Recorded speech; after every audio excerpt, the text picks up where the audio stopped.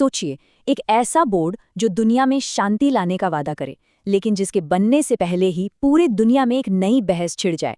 पूर्व राष्ट्रपति ट्रंप ने एक नए अंतर्राष्ट्रीय संगठन की शुरुआत की है और आज हम यही समझेंगे कि ये वाकई शांति का कोई नया रास्ता है या फिर जियोपॉलिटिकल तनाव बढ़ाने का एक और जरिया। तो इस पूरी कहानी को समझने के लिए हम इसे टुकड़ों में देखेंगे। सबसे पहले बात करेंगे कि ये नया संगठन है क्या, फिर देखेंगे कि इसमें कौन कौन से देश शामिल हुए हैं और कौन से बड़े देशों ने इससे दूरी बना ली है।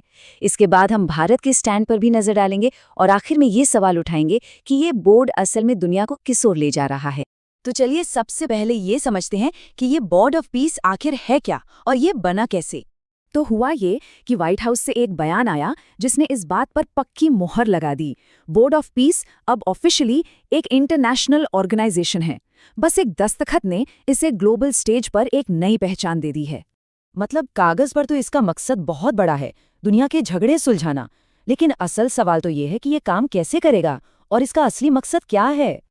यहाँ से कहानी दिलचस्प हो जाती है। देखिए, न्योता तो भेजा गया था 50 देशों को, पर सवाल ये है कि दावत में पहुंचा कौन, क्योंकि जो लिस्ट भेजी गई थी और जो लोग असल में आए उसमें जमीन आसमान का फर्क था।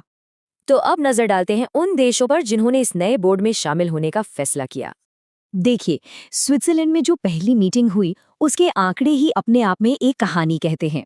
बुलाए गए 50 देश, शामिल होने का वादा किया 35 ने, लेकिन मीटिंग में पहुंचे सिर्फ 19। मतलब साफ है, कुछ उत्साह है तो बहुत सारा शक भी। अब जो देश शामिल हुए उनमें कुछ बड़े नाम हैं, जैसे तुर्की, सऊदी अरब और इंडोनेशिया, लेकिन सबकी नजरें टिकी थीं पाकिस्तान पर, जो इस पूरे मामले में काफी आगे बढ़कर हिस्सा ले रहा है।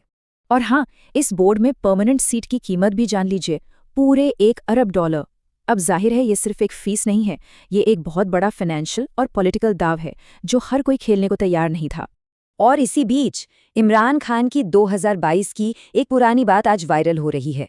उन्होंने तब कहा था कि अमेरिका पाकिस्तान पर दबाव डालेगा कि कश्मीर भूल जाओ, फिलिस्तीनियों के लिए आवाज मत उठाओ। और आज ये बातें एकदम सच होती हुई सी लग रही हैं। मामला कितना गंभीर है इसका अंदाजा इसी बात से लगता है कि रिपोर्ट्स के मुताबिक इस बोर्ड का एक बड़ा मकसद हमास पर दबाव बनाना और गाजा का प्रशासन अपने हाथ में लेना भी हो सकता है। मतलब इसके लक्ष्य काफी विवादास्पद हैं। लेकिन कहते हैं ना, कभी कभी कहानी उनसे ज्यादा बनती है जो महफिल में शामिल नहीं होते। तो चलिए अब उन देशों की बात करते हैं जिन्होंने इस दावत को ठुकरा दिया। अमेरिका के कई बड़े और पुराने साथियों ने साफ मना कर दिया। फ्रांस ने कहा कि ये तो यूएन चार्टर के ही खिलाफ है। यूके और स्पेन ने भी मना कर दिया। और कनाडा से तो इन्विटेशन ही वापस ले लिया गया क्योंकि उन्होंने $1 अरब की फीस देने से इनकार कर दिया था। तो एक तरफ है वो देश जिन्होंने साफ साफ मना कर दिया, और दूसरी तरफ हैं दुनिया के कुछ बड़े खिलाड़ी जैसे रूस और चीन, जो फिलहाल बस दूर खड़े होकर तमाशा देख रहे हैं। उन्होंने देखो और इंतजार करो वाली पॉलिसी अपनाई है। और इसी वेट एंड वॉच वाली लिस्ट में एक और बड़ा नाम है भारत। अब भारत का क्या रुख है ये समझना बहुत जरूरी है। देखिए, भारत को भी न्योता मिला था, लेकिन भारत ने अभी तक न तो हाँ कहा है न ना। ये एक ऐसा मोड़ है जहां भारत को एक बड़ा रणनीतिक फैसला लेना है। और यहाँ पर टाइमिंग बहुत दिलचस्प है।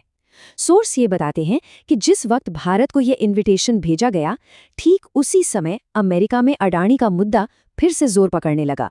अब ये सिर्फ एक इत्तेफाक है या फिर एक तरह का दबाव बनाने का तरीका, ये सवाल तो उठता ही है। तो इन सब बातों को देखकर सवाल ये उठता है कि इस नए बोर्ड का भविष्य क्या है।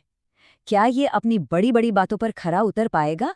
जो तस्वीर उभर कर आ रही है वो एक बंटी हुई दुनिया की है।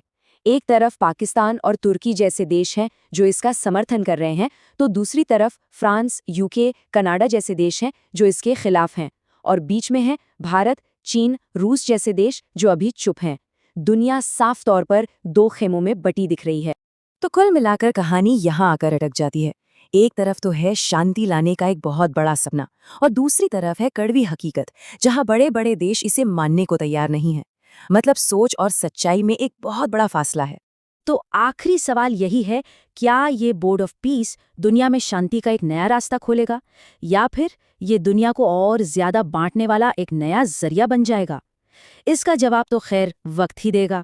यूपीएससी से संबंधित करंट अफेयर्स के लिए करंट अफेयर्स डिस्कशन को सब्सक्राइब करें।